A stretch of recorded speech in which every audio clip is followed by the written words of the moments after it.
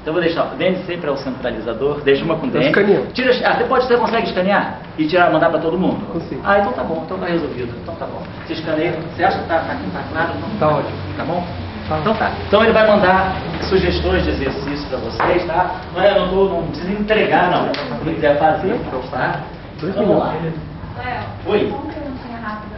Fala. Você tinha dito pra gente ter cuidado na hora de usar a equação pronta. Isso. Vai comentar isso agora? Vou comentar. Sobretudo quando tem, eu vou comentar, sobretudo quando tem termos de tem que simetrizar, às vezes tem que simetrizar, isso causa uma certa confusão que não é legal.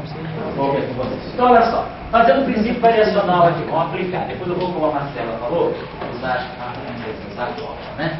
Então olha só, isso aqui então de novo, isso aqui vai dar de novo 2, vai dar, vamos lembrar então, nós estamos habituados, vai dar uma derivada, vem para cá, vai ficar um sinal menos, então o primeiro termo vai ficar menos 2 alfa dt2 φ.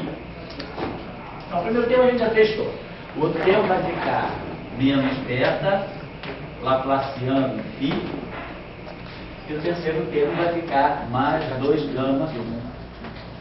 Aí agora os termos não. Esse termo aqui de novo, quando eu fizer essa variação, eu vou produzir um fator 2. Vai ficar 2 delta φ 2 pontos, delta φ 2 pontos. Só que agora tem duas derivadas atuando em cima do delta φ. Então eu vou ter que fazer duas integrações parciais. Tem um ddt para cá, tem outro ddt para cá. Então esse não vai pegar sinal menos, porque são duas integrações parciais juntas. Então esse termo aqui vai produzir mais 2 delta, derivada 2, de φ 2 pontos. Então, aí vocês estão vendo, aqui aparece uma derivada quártica no tempo.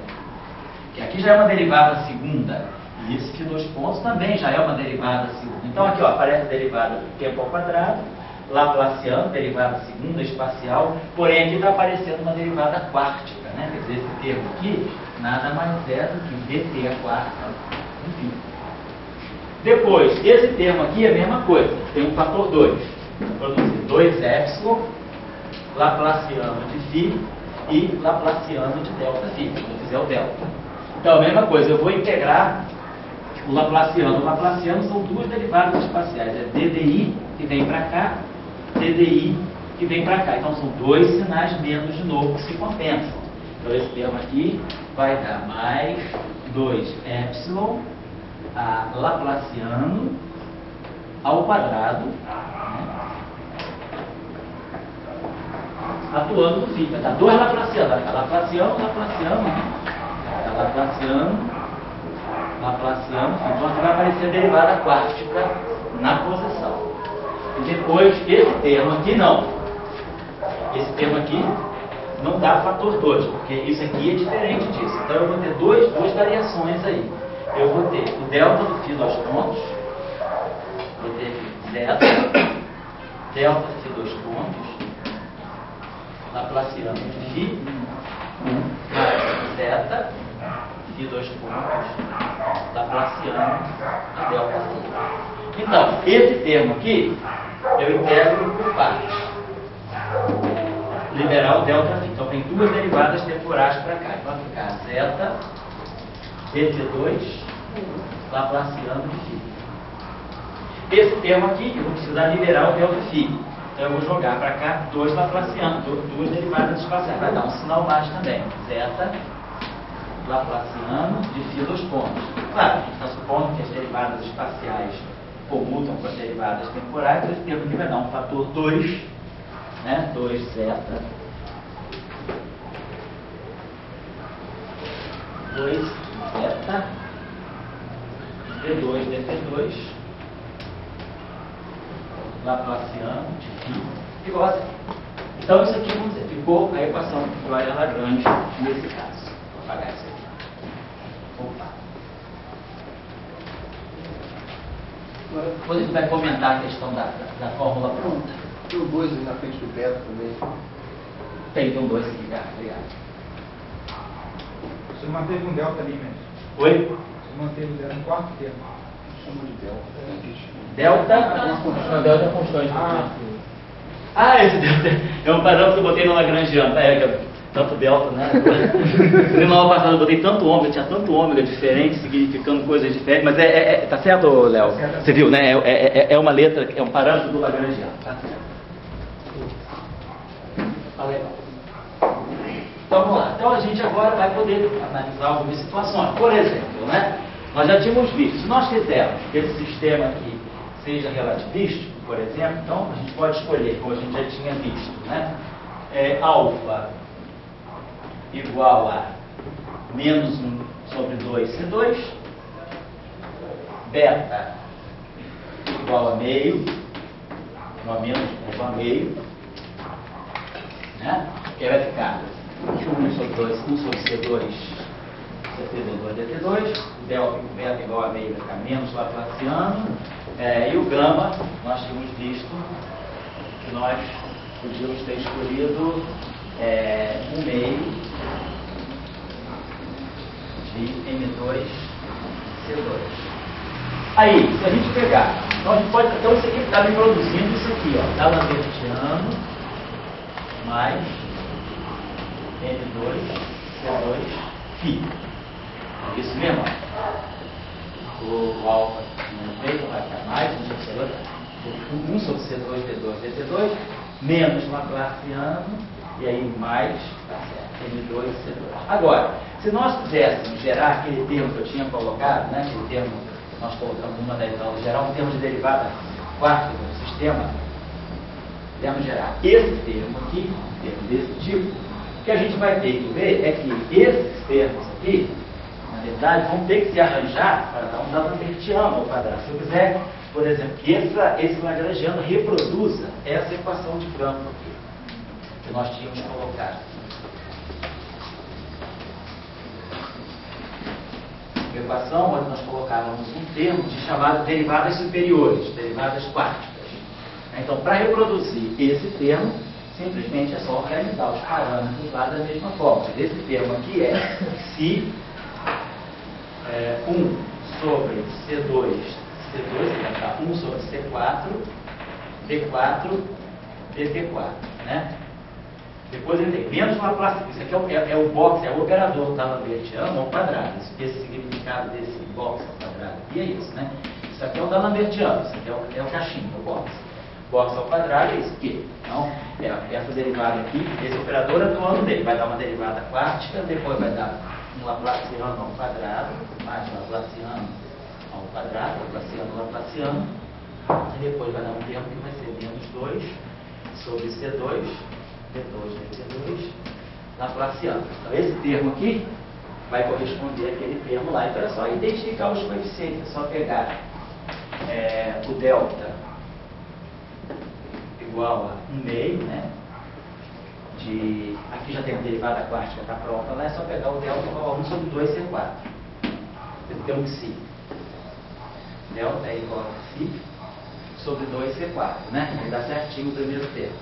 Depois, o segundo termo, que é o termo Laplaciano, é só pegar o epsilon igual a zeta sobre 2, né? Psi sobre 2. Né? Que aí reproduz certinho, né? Fica psi sobre 2, cancela, produz lá o psi Laplaciano. E depois o último termo é só pegar o zeta,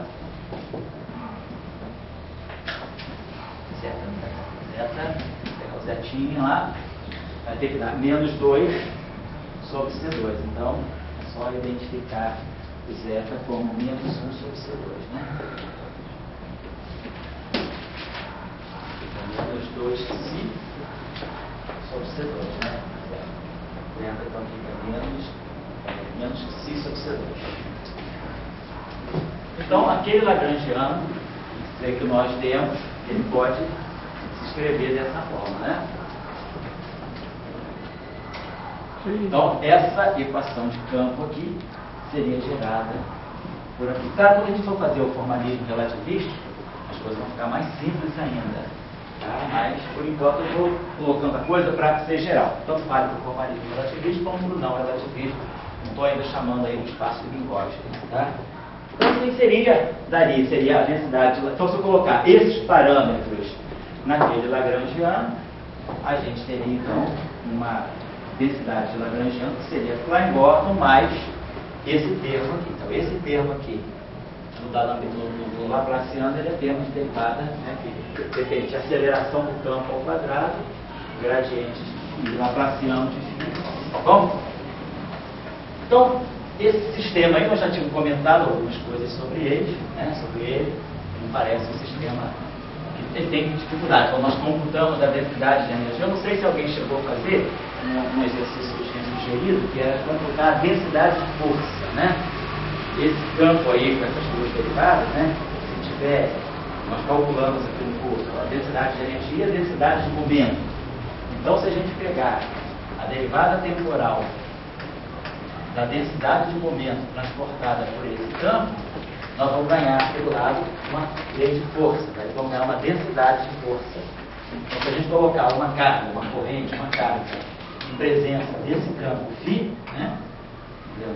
Tem uma fonte aqui que gerou esse campo φ, aqui tem uma carga de prova, e essa carga de prova vai sofrer a ação desse campo. Quer dizer, seria uma versão da força de Lorentz, né, exercida por um campo escalar. Você sabe que a força de Lorentz por um campo vetorial não tem essa forma, né? E agora, quando o campo é escalar, qual é a forma da força? Como fica a força que um campo escalar, uma radiação escalar exerce sobre uma partícula de prova. Então, esse exercício eu tinha sugerido que vocês pudessem fazer. Eu elaborei sobre esse exercício, a primeira proposta que eu faço para vocês trabalharem, ele incorpora, só que eu botei o exercício mais simples. Eu peguei a equação de Klein-Gordon, sabe coisa? Eu peguei a equação de Klein-Gordon, é simples, sem derivada superior. Estou pegando o exercício mais gentilzinho ainda, tá? Sem derivada superior, só para vocês treinarem, entenderem o que está acontecendo. O resto é complicação de natureza analítica, que não é importante. Agora, Marcela, por que eu acho melhor fazer isso? É o seguinte, quando a gente pegar, o termo incriminado seria basicamente isso. Quando a gente pegar a equação de Euler-Lagrange para a derivada em segundas, a gente tinha visto que ela fica dessa forma. DDL, os devidos pontos, mais DI, DJ, DL, DI, DJ, e derivada segunda de campo, menos DDT, DL, desse ponto, menos DDI, DL, DI, mais DL, DI, então tá, vai lá, tira a derivada em relação a esses dois pontos. O problema maiorzinho vai ser esse aqui. Quando eu escrevi aquele Lagrangiano, o termo que aparecia dele, alfa, delta, gama, delta F. O termo em epsilon era DI, DJ, Φ, DI, DI, Φ, dK, DJ, DJ, Φ. Quer dizer, Laplaciano de Φ vezes Laplaciano de Φ. Então, basicamente, para tirar as equações de Euler-Lagrange, como eu já botei DI e DJ aqui, vamos chamar isso aqui de K, isso aqui de LF. Então, isso aqui é o Laplaciano de Φ, isso aqui é o Laplaciano de Φ. E aí eu vou ter que derivar isso aqui em relação a isso aqui. Tá? Então, basicamente, o que você vai ter que fazer é derivar esse termo aqui. Derivar dK, I em relação a DI, DJ. Então, o que é isso aqui? Todo mundo sabe fazer isso, mas você vai fazer cada etapazinha dessa, você pode gerar expressões mais complicadas, ao passo que se a gente fez na mão, a gente pode faz a variação, joga a derivada. Num caso simples como esse, não dá muito trabalho. Na gravitação, quando o campo tem dois índices, as derivadas têm um, você fica com um monte de derivar, coisa em relação a coisa. Aqui, por exemplo, eu tenho que derivar essa expressão em relação a essa. Então, normalmente é o seguinte, se eu fosse derivar isso aqui, a derivada de um objeto, sei lá, M de φ, em relação, que no fundo eu vou estar derivando esse termo do Lagrangiano. Então, eu tenho que derivar isso em relação a DI, DJ, φ, e depois derivar isso em relação a DI, DJ, φ. Então, o padrão que eu vou usar é isso aqui, dm de φ, derivado em relação, se eu tiver esse objeto aqui, tem que derivar isso aqui em relação a essa grandeza. Então, isso aqui é simétrico em IJ. Então, vocês podiam pensar, a derivada vai ser quando isso for igual a isso e isso for igual a isso. Mas como isso aqui é simétrico, isso pode ser isso. Então, essa derivada aqui vai dar 1/2 delta IN, delta JN, mais delta IN, delta JN. Então você vai colocar isso aqui vezes isso. Só que nesse caso é N igual a isso. Aqui eu estou fazendo os dois iguais. Então nesse caso aqui, essa derivada daí 1/2 de delta de kappa I, delta de kappa J, mais delta de kappa J, delta de kappa I. Né? Então derivada, então, esse índice tem que ser igual a esse, ou esse tem que ser igual a esse, ou esse igual a esse igual a esse. Cada simetria. Então tem que colocar o fator meio. Então, como eu tenho soma em kappa, isso aqui vai dar no fundo, vai dar delta de J de φ. Então, isso aqui vai dar um delta J, aí você faz isso aqui. Se você tivesse um caso que não fosse laplaciano, que fosse alguma coisa, eu poderia ter escrito pelo lagrangiano assim, dk, dl, φ, dk, eu poderia ter feito o seguinte, no fundo seria gradiente, né? Seria uma coisa torta, seria dk, dl, φ. Eu poderia ter escrito pelo lagrangiano assim. E aí eu tenho que derivar isso aqui, usar essa expressão, usar isso aqui. Então, uma coisa algebricamente fica desnecessária. Necessariamente a melhor coisa é, faz o princípio, sempre é bom fazer o princípio variacional, pega o lagrangiano e faz a variação direta em cima. Você, inclusive, sente mais. Quando a gente começa a aplicar essas expressões, às vezes a gente perde a noção por termos que são transversos, longitudinais. Vou deixar um exemplo para vocês trabalharem em casa, fica como exercício proposto, que é o seguinte. Vamos pensar uma situação aí para, assim mesmo, para colocar vocês em crise, um exercício para vocês pensar o seguinte. Suponhamos que eu tenho um sistema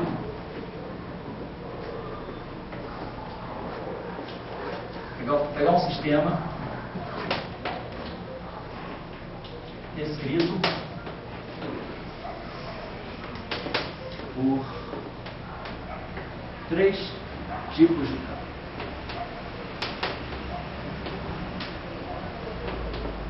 Pode ser um sistema de matéria condensada, ou pode ser um sistema de gravitação.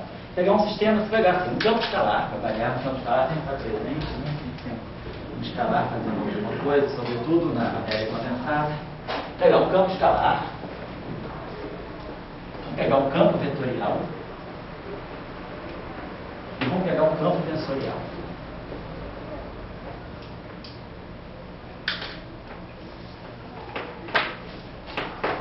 Esse campo aqui são 3 representações distintas do grupo de informação. E vamos dizer o seguinte, o que poderia ser isso? Né? Quer dizer, na matéria condensada, esse escalar poderia estar descrevendo algum tipo de excitação escalar que pode se propagar num sólido, por exemplo, uma rede, pode ser um fono, podem ser campos de fono, né? Poderiam pegar excitações assim, tipo fono. O campo vetorial, a gente pode ter o próprio campo eletromagnético, né? Você joga, por exemplo, laser, né, em cima de uma rede cristalina, isso excita a rede, aí a gente vai ter uma interação de fôtons com fótons, e esse tensor aqui, o objeto simétrico. Uma excitação simétrica. Algum tipo de objeto simétrico aí também pode estar acoplada a essas vibrações aí. Vamos dizer que eu faça, propor aí uma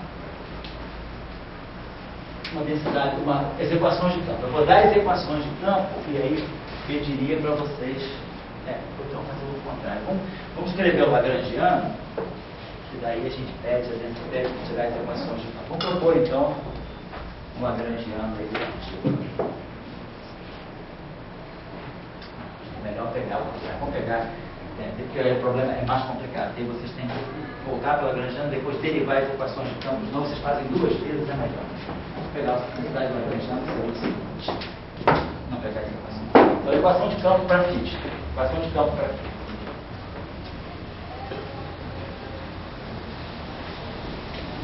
Então vamos dizer que a gente desce laplaciano aqui.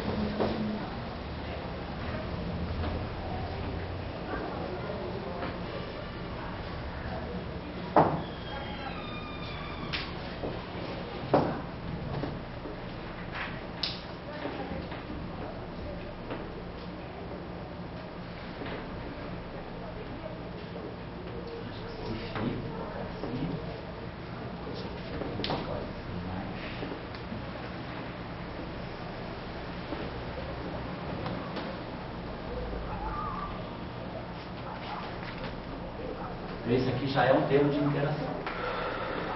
A gente já tinha entendido mais ou menos que isso aqui já era um termo de interação. Né? Então, a gente tem um termo de interação aqui. Não sei que a gente vai pegar essa aula pudesse ser.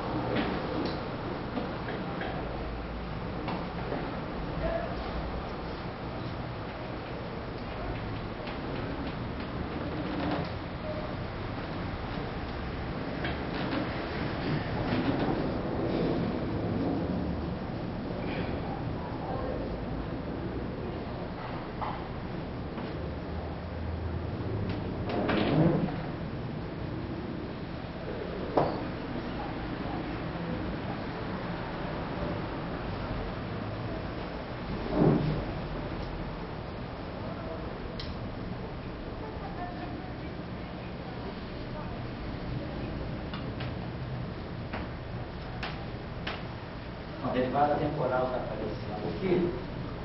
Tá legal. Então,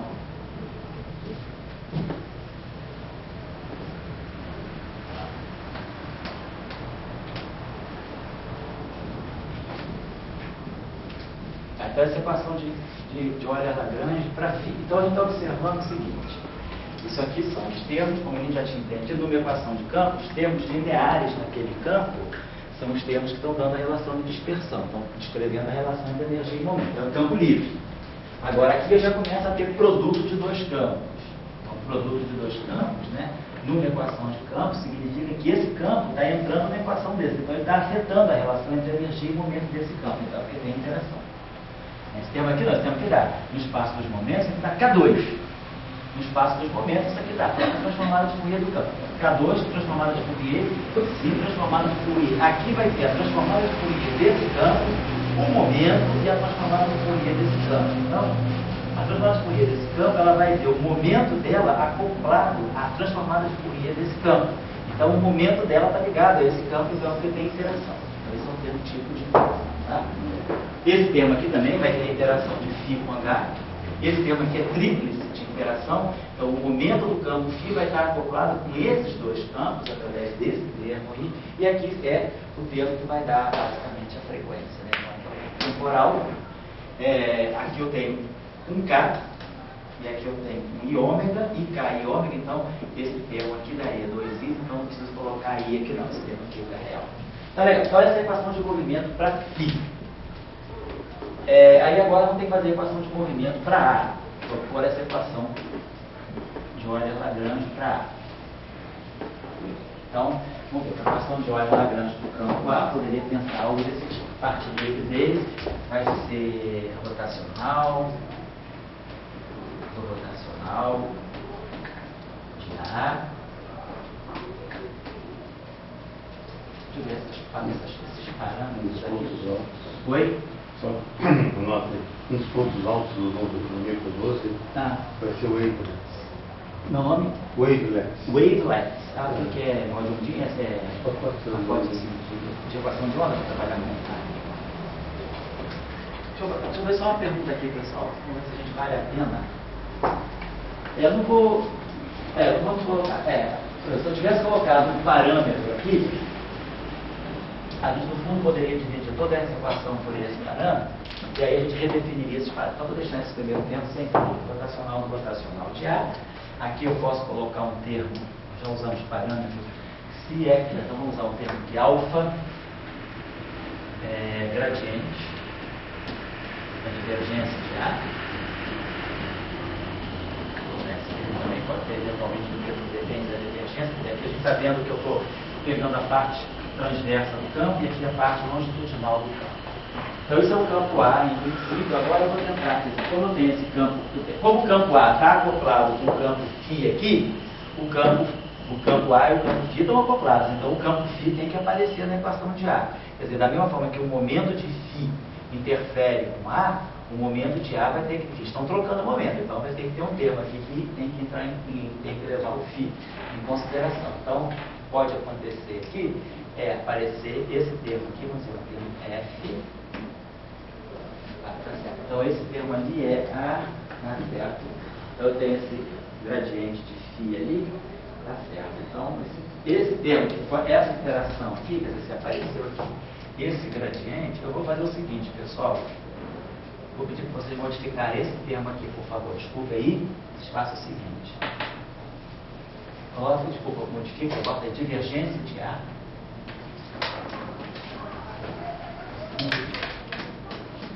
Prefiro fazer isso.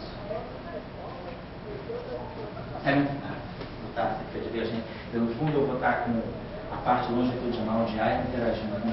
Vamos colocar essa coisa assim. Tá legal. Então, eu aqui posso colocar um termo. Aí vocês vão ter que, vão ter que interferir na própria proposição do problema. Não tenho certeza que vai aparecer um sinal mais ou menos. Eu vou botar aqui um mais ou menos.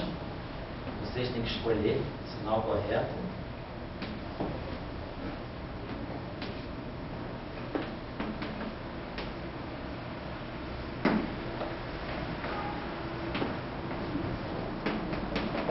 Qual é o sinal correto? Vai ser mais ou menos. Não pode ser, o sinal não é solto, não.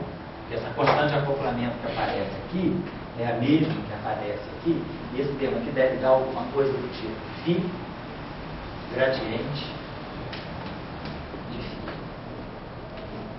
Então esse termo aqui é o termo que deve estar dando a interação, e aqui é a interação de φ com A vista por φ. Então isso aqui deve ser a interação de φ com A vista por A. A deve ter um campo climático. Mas de qualquer maneira, né, eu vou estar com uma interação desse tipo. É uma parte longitudinal. Você vê que isso aqui é um gradiente. Tá? No fundo, esse termo aqui é o gradiente de φ ao quadrado, a menos de um fator 2. Então, isso aqui realmente está mostrando a interação de φ com A é longitudinal, porque é a divergência de A. Na equação do A, o próprio A vai saber disso, porque ele vai receber na equação de onda dele, na equação de campo dele, o termo que no fundo eu já escrevi assim, nem sei porquê, poderia ter escrito assim, na verdade. Então tem um fator 2 aqui, deixa o sinal menos aqui, mas aqui vai dar um gradiente de φ ao quadrado. Então, o A está vendo, está tomando o gradiente de φ ao quadrado, está pegando o momento também, uma contribuição longitudinal, porque é um gradiente, não é um rotacional. Então, tudo bem. Então, esse termo aqui deve ser compatível com esse termo aqui. Só não sei o sinal. Então, vocês têm que ver, o sinal tem que estar bem fixadinho. Tá legal.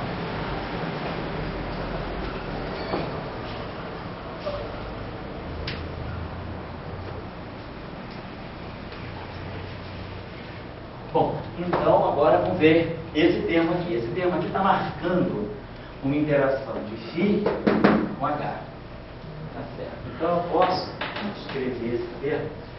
Também eu vou ter uma discussão aqui, vocês vão ter que escolher o sinal, mais ou menos, tá? Legal.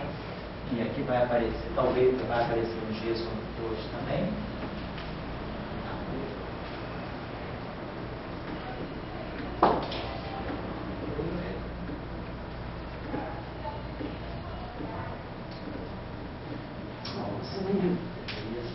Nesse tipo DI, aqui está duas derivadas aqui, né? Então tem o H e J, um DI e DJ. Ah, não, esse termo aqui não está interagindo com A, não, desculpa, é com H. Perdão, estou pegando a equação do A. Desculpa, então esse termo aqui está marcando interação do φ com H. Perdão, tem que olhar esse termo aqui. Esse termo aqui está marcando a interação do φ com H e com A. Então A, na equação dele, vai fazer essa interação. Então tá legal. Então essa interação aí, tá joia, que eu vou marcar. Então eu deveria ter alguma coisa do tipo. Então vai ter de novo aqui, eu acho que vai ter vai ter o mesmo problema, sinal mais ou menos, que vocês vão ter que acertar. Aqui deve ter um lambda sobre 2. Essa equação aqui é uma equação vetorial, né? Então essa equação aqui deve estar dando o seguinte, vamos colocar assim. Ela deve pegar. Pode até ter dois termos aqui. Vou botar um termo assim, ela vai pegar o AI, lá de fora, vai pegar o H e J,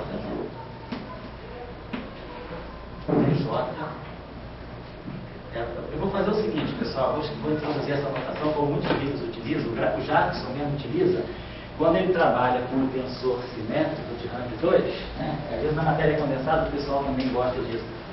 A gente que faz campos, a gente tem mania mais de trabalhar, explorar mais os tensores. O pessoal da matéria condensada gosta de escrever esse, acho que até no livro de mecânica clássica também o pessoal chama aquilo que é diádica, né?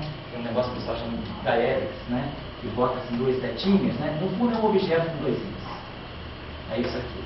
A gente traz isso aqui, no fundo é isso aqui. Então, isso aqui eu estou colocando, para não ficar botando índice nessa equação, mas no fundo isso aqui seria, essa equação aqui é uma equação vetorial, então eu estou pegando a componente I desse termo, a componente I desse termo, a componente I desse termo e a componente I desse termo seria H e J, DJ, φ ao quadrado. Então eu vou escrever essa componente dessa forma, esse tensor aqui, produto escalar com o gradiente de φ ao quadrado.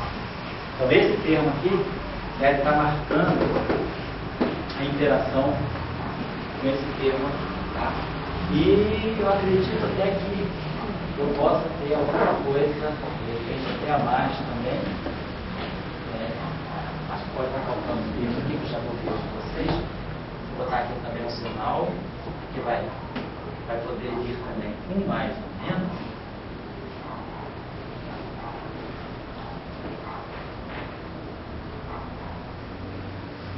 Aqui a gente está vendo o seguinte, esse K aqui, o momento desse campo, no espaço de Fourier, ele vai estar acoplado a esse sistema aqui, né?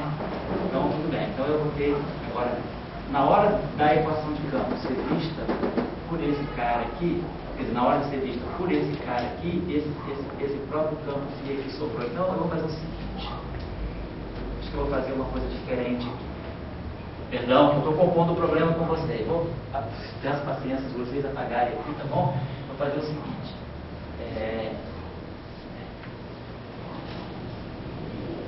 Vou botar.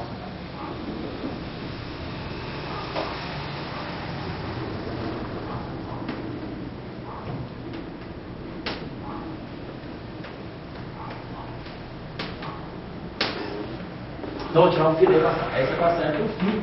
Mas eu estou tirando o φ para essa equação. Na verdade, vai haver, na equação de movimento do φ, vai haver uma troca de momento, sim, né, do campo A, do campo H, quer dizer, esses dois campos aqui estão interferindo, né, na equação de momento do φ. Essa equação de movimento sendo para φ, eu tenho esse acoplamento. Então, esse acoplamento agora, visto por A, então eu vou ter que modificar. Vou apagar isso aqui. Eu vou ter essa derivada aí, né, então... DI a J do H e J. Então, vou modificar esse termo aqui da seguinte maneira. DI derivada do termo de vocês. Aquilo que eu estava falando com vocês vai ficar H escalar gradiente de φ, vai aparecer um nível desse tipo aí, que vai marcar então o gradiente de φ vai estar interagindo com esse cara, mas não vai estar vendo na equação lá, e depois eu vou poder ver um outro termo que vai ser talvez esse termo aqui, também vai aparecer mais ou menos ligado a esse termo. Nessa equação devem aparecer dois termos ambos sobre 2, que vai ser a divergência desse carinha aqui, também acoplada com o φ. Essa divergência, isso aqui é para ser lido dessa maneira. Isso aqui é H, I, J, dj. Então, é uma equação que sobra um índice vetorial. Aqui é um vetor, aqui é um vetor, aqui é um vetor. Então, é uma equação é para ser lida desse modo aqui. E esse termo aqui também tem que sobrar um índice. Então, esse termo aqui, ele tem que ser lido como sendo dj do hij. No fundo, é a divergência desse tensor. Claro, desse x. Mas aí também sobra um índice nessa equação. Então, essa equação é uma equação realmente vetorial. É nesse sentido que eu estou colocando para vocês, tá? É uma equação vetorial, totalmente vetorial. Aqui, então, você tem que ter o sinal correto. Todos esses sinais vocês têm que checar. Aqui. Então, essa região aqui, vamos dizer assim, uma região meio corretiça para nós aqui. A gente sabe que tem que mexer. Própria. Mas depois esse termo aqui vai ter que ser igual a essa é uma equação vetorial. Aqui eu queria dizer, vai aparecer mais ou menos, para você poder explicar, mas ligado a essa interação aqui, deve aparecer aqui um gradiente de φ por ponto. Não. Oi. O que significa gradiente de H? Pois é, gradiente de H eu quis dizer nesse sentido aqui. Tem lá no Jackson, quando você estuda o tensor de stress tensor do campo eletromagnético, né? É uma notação que você usa, que é o seguinte: na verdade, isso aqui, cara, esse cara aqui está indicando esse tensor. Então, tirar a divergência desse objeto aqui é isso aqui, é dj de h e j, hj, então qualquer coisa assim, é tirar a divergência num dos índices e deixar o outro índice livre. Mas tanto faz porque esse tensor é simétrico. Não, tudo bem, mas o problema é que fica faltando índice, porque tem um φ ali. Porque isso aqui sobra um índice vetorial. Esse mesmo. Essa equação é vetorial. Tá? Essa equação tem um índice I sempre. Ó. Essa equação é uma equação de um vetor. Legal? Então, volta agora. Terceira equação.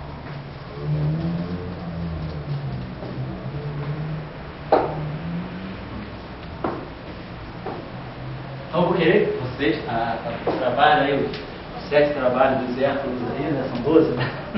É escrever a equação, é procurar o lagrangiano. Então, vai ser um trabalho assim de, vamos dizer assim, de ajustes, né?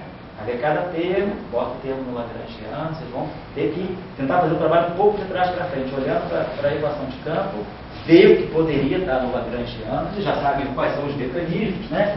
Uma derivada segunda desse tipo, a gente já sabe que ela deve vir de uma derivada primeira ao quadrado, todo mundo já sabe que o Laplaciano tem disso aqui, gradiente de escalar, gradiente. E depois vocês fazem uma proposta e aí faz o cheque final. Do lagrangiano deriva as equações de campo e vê se bate, tá? Então é bom sempre fazer dessa forma. Faz um lagrangiano tentativo, termo a termo, depois que o lagrangiano tiver tentativo, estiver pronto, refaz o princípio variacional para ver se bate com as equações e aí ajustam os coeficientes, tá? Vocês estão percebendo mais ou menos, estou tentando abrir, assim, propor o exercício com vocês, né? Então na cozinha, né? Mostra a cozinha, né? Mostra o prato pronto, para o cara aprender a fazer a comida, né? Saber o que está em jogo aqui, quais são os ingredientes, ver o que é que eu me enrolei, então por que não seria legal colocar aquele fio aqui, daria uma ambiguidade nesses termos aqui, então eu estou mais ou menos costurando a coisa com vocês. Vou tentar pegar isso, tá? Agora, aceito sugestões. Talvez eu possa deixar para casa o seguinte, completar o exercício. Daqui vocês já podem escrever a equação para cá. Então, como a primeira tarefa do exercício é completar o exercício. Né? Tarefa 1. já dá, né?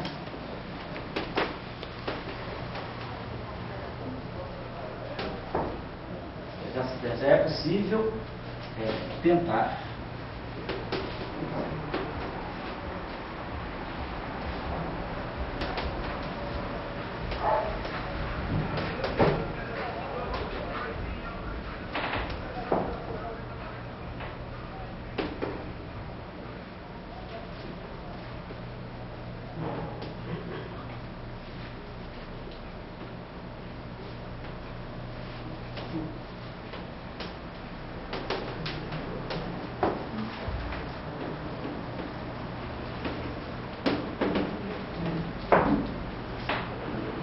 Vou dar a seguinte sugestão. Vou começar daqui, ó.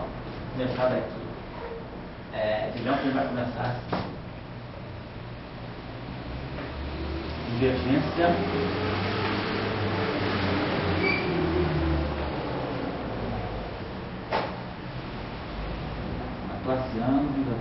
Passeando de H e J.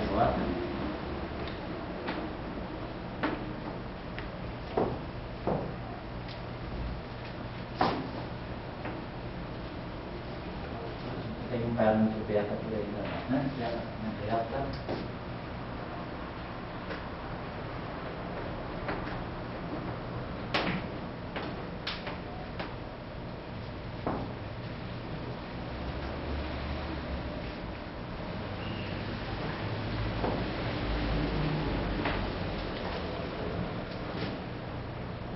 Aqui, olha só, vamos ver se vai valer a pena. Isso aqui é um traço, né? Esse tensor aqui é simétrico.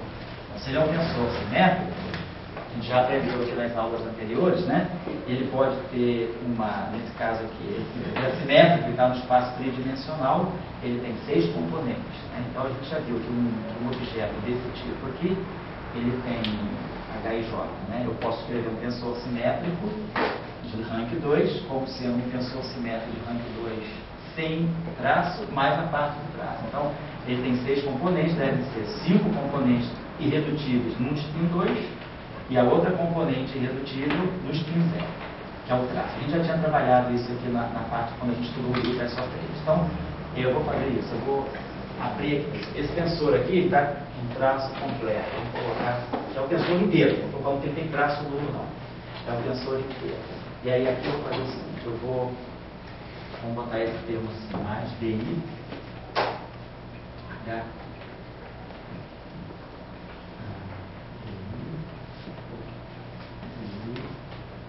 DK, H, J. Vamos colocar esse termo aqui. Então, esse termo aqui dá um caráter tensorial para essa equação, esse DI e esse DJ. Então aqui eu estou pegando, na verdade, é como se fosse o gradiente da divergência. Esse termo aqui significaria mais ou menos isso, ó. Gradiente da divergência de H. Se a gente quisesse colocar flechinhas, né? Porque a divergência de H sobra um índice, como a gente mostrou para o Ricardo agora. Então, isso aqui tem um índice e aqui tem outro índice. Então, sobram 2 índices. Eu poderia escrever, se vocês quiserem, essa equação toda assim, com flechinhas, né? Mas é bobagem. Vou botar assim.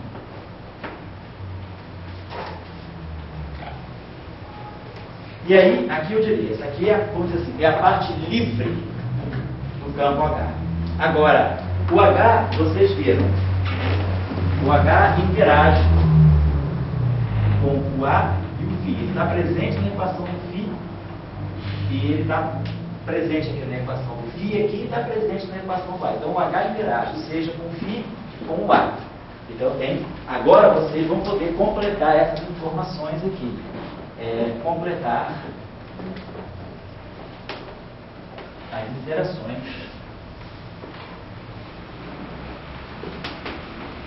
de H com A.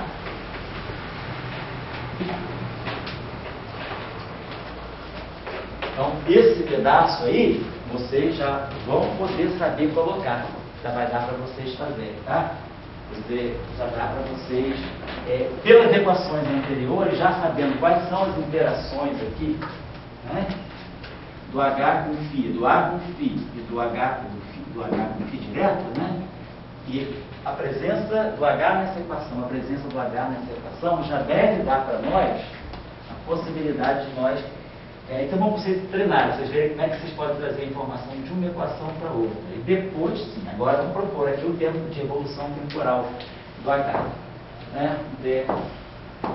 Fazer o seguinte, não sei, pensando algo, vou botar aqui, né? Porque eu já usei parâmetro gama não, né? Vou botar aqui um gama, H e J,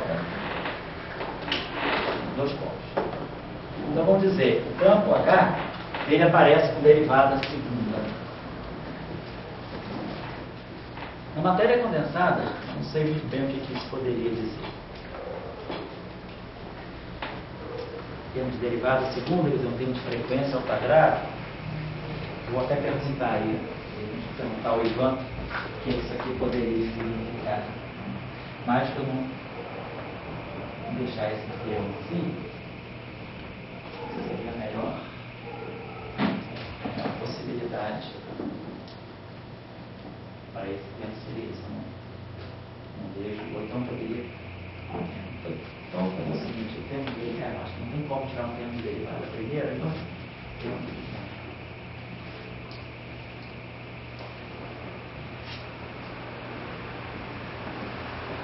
vou colocar um termo maluco aqui. Olha só, esse termo de derivada segunda, ele está pegando a derivada segunda tanto do spin 2 quanto do spin 0. O campo AIJ, o HIJ está completo aqui, então ele está pegando, tem a derivada segunda do spin 2 e a derivada segunda do spin 0. Vamos pegar um termo aqui que poderia ser gama delta, né? Delta não tem lugar nenhum aí. Um termo que pudesse ser assim, DI, DJ, do H ponto. E aqui um termo de derivada primeira, mas no traço H é igual ao traço de H e J. Ou seja, H é H e I. Então H acaba cá. Estou somando os três componentes, é o traço. Então esse objeto aqui, vamos dizer, a parte temporal, ela está levando, a parte escalar, está levando também um termo de derivada primeira. Esse termo aqui é meio perigoso. Acho que vamos botar ele, mas se ele causar alguma dificuldade, depois eu posso ver. Eu vou perguntar a uma pessoa assim, que eu conheço, uma professora que aí, Ivan de Oliveira, que conhece bem essas citações da matéria condensada, o que poderia ser isso aí? Tá, a Marcela, quem faz gravitação, deve estar identificando, né, uma parte aí da equação do gráfico, né? Que mais ou menos seria o análogo tridimensional, que é uma parte aqui do Laplaciano, essa parte aqui também está na equação do gráfico. Só tirei a parte do traço e joguei a parte do traço por tempo. Então, eu estaria propondo essa equação. Então, esse termo aqui, esse termo aqui, esse termo aqui, eu estou dando para vocês. Mas agora, os termos que marcam a interação de H com φ e com A, vocês já podem tentar trazer para essa equação a partir daquela. Então, eu vou deixar com vocês esse pedaço para vocês completarem. Vocês sabem, não, Maria? Tem 3 derivadas ali, né? Aí tem 3 derivadas, 2 espaciais e uma temporal. Aí é complexo, tem sempre. Ah, obrigado. Isso aí, então, a gente já tinha visto, tá? Esse termo aqui, quando eu fizer o espaço dos momentos, vai sobrar IK e ômega. Então vai sobrar um I. Então é melhor já colocar um I. Obrigado. E outra coisa, Botar um I aí. derivada segunda, assim, do campo A e do campo φ. Não tem. Não tem? Não tem. Mas podia ter, então. No princípio poderia ter. É como eu estou pensando em fazer uma coisa assim, que não é relativística, né? A gente está pensando, quer dizer, nos sistemas relativísticos, você em geral tem relações de dispersão não relativistas. As relações de dispersão que a gente tem, em geral, elas dão que a energia é o quadrado do momento. Então, é mais comum você ter objetos que são lineares na derivada temporal e quadrados na derivada espaciais. Na matéria condensada, essa é um pouco a praxe. Você ter sistemas que são derivadas primeiras no tempo e derivadas segundas no tempo, por causa dessa relação. Na matéria física, partículas, então, teorias relativísticas, né, onde a gente sabe que T2 mais M2, né, você tem massa, não tem, mas a gente já sabe que devido à invariância relativística, a energia e o momento, eles não podem aparecer com potências diferentes, então você quebra a simetria de Lorentz. A simetria de Lorentz diz, bom, tempo e espaço estão em pé de igualdade, então você tem derivada segunda na posição, para dar o momento ao quadrado, tem que ter derivada segunda no tempo, por causa vamos dizer assim, da equivalência, espaço e tempo na relatividade. Na física não relativista, na física cadeiana, né, o tempo e o espaço são desacoplados. Então eu posso ter coisas que dependem da derivada segunda, da posição, mas na derivada primeira do tempo. É um pouco o que acontece na matéria condensada, em alguns sistemas. Tá? Então estou deixando o problema dessa forma aí, para vocês. E aí, bom, só um minutinho só. A tarefa final, 2, a tarefa 2, então, da onde de Lagrangiano gera esses campos aí. Então a tarefa 2 é chegar ao campo.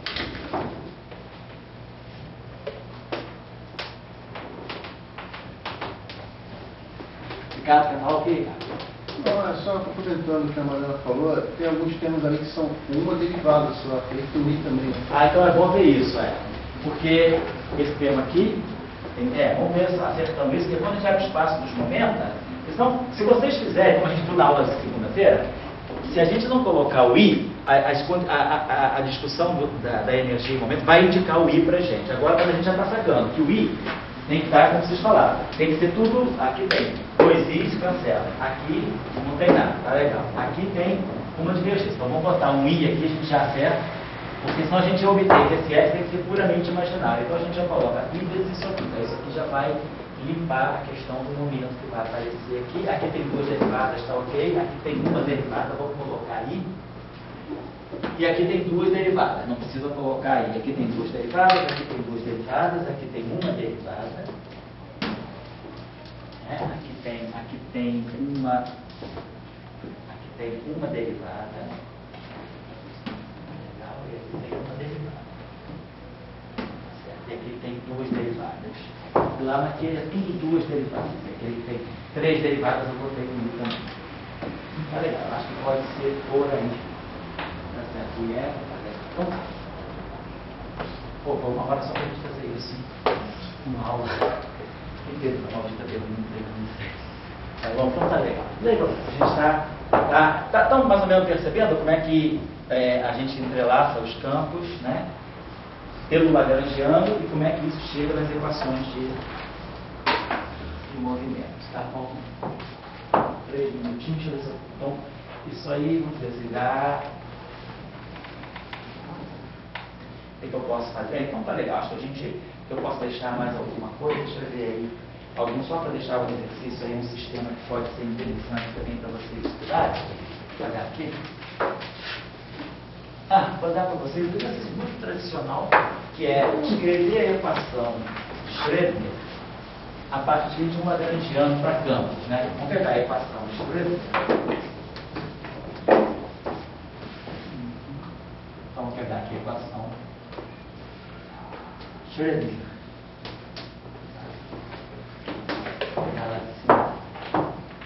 Pegar ela na forma mesmo, botar os H cortados direitinho, né?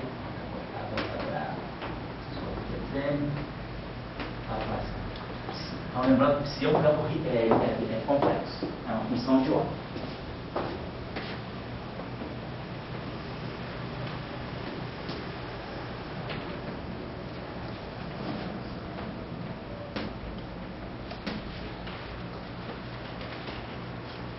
Então nós temos uma equação de onda aí, uma equação de onda totalmente linear em psi, né? Daí a gente vai querer propor um Lagrangiano em função de psi estar, o campo é complexo, e psi, né? Eu quero que esse Lagrangiano me gere essa equação de campo. Então, vocês vão ver, se nós interpretarmos, né, a função de onda da equação de Schrödinger como um campo, por quê? Porque a função de onda é um campo, né? É um campo de probabilidade. É um campo que é uma função que depende de t e de x. Né? Então, a gente pode pensar nessa equação de onda. E ela obedece a uma equação de onda, né? Ela obedece a uma equação, que é Lagrange. Então, a gente vai pensar que a equação de Schrödinger é a equação de Euler-Lagrange de algum sistema lagrangiano. E aí, os campos, como esse objeto aqui é complexo, né? Então eu tenho, o Lagrangiano vai depender de psi estar e de psi, e aí chegar à equação de Schrödinger a partir de um Lagrangiano que vocês vão encontrar. Então é o problema reverso também, das equações e obtendo o Lagrangiano. Essa não é muita postura, por exemplo, na física de campos e partículas. Normalmente o que a gente tem, né? A gente parte, né, de simetria, a gente tem princípios de simetria, tem princípios de simetria e a gente propõe Lagrangianos, em geral na nossa área, né, física teórica, de altas energias, o procedimento é ver as simetrias que eu quero levar em conta, propor o lagrangiano que obedeça a todas as simetrias e depois, então, tirar as equações de campo e aí quantizar a teoria, fazer todo o procedimento. Aqui eu estou trabalhando um pouquinho na uma forma mais primitiva, né, que é das equações de campo, chegar ao lagrangiano. Isso, por exemplo, pode ser muito uma postura em matéria condensada, onde você conhece, por exemplo, como um sistema, por exemplo, muitas vezes se comporta no regime de grandes comprimentos de onda ou de baixos comprimentos de onda. Então você tem mais ou menos, tem uma dinâmica de excitações num certo sistema, e aí você tenta ver, você tem informação sobre as equações, sobre o espectro, você tem raios, você tira o espectro e a partir do espectro você sabe quais são as excitações coletivas daquele sistema. Então você vai propor um lagrangiano que te dê origem, né? Então esse é o procedimento mais interessante na matéria condensada. É tentar buscar uma explicação mais com base em primeiros princípios, né? Então, esse é um mecanismo um pouquinho mais difícil, que nem sempre fica muito óbvio sair da equação de campo e chegar ao lagrangiano. É um trabalho que a gente faz de trás para frente, dá para ver, mas é um trabalho que não sai à primeira vista, assim. Às vezes tem alguma álgebra tensorial envolvida também. Quando eu fizer o caso da relatividade, eu vou deixar para vocês a equação de Pauli-Fierz, a equação para o graviton. Então vamos dizer, o graviton, na teoria da relatividade geral, previsto por Einstein, ele tem essa propagação. Então vamos dar as equações de campo do graviton e vamos pedir para reconstruir a densidade de Lagrangiano deve dar origem àquilo. E ali tem um trabalhinho envolvido. A volta não é tão óbvia porque tem uma teoria assim, de grupo envolvida. É isso que a gente vai ver na próxima, quando a gente fizer o caso relativo. Então, vou dar um intervalinho agora, até as 7 horas, raspar o que sobrou hoje. Você ainda tem um pacotinho de biscoito também na sala.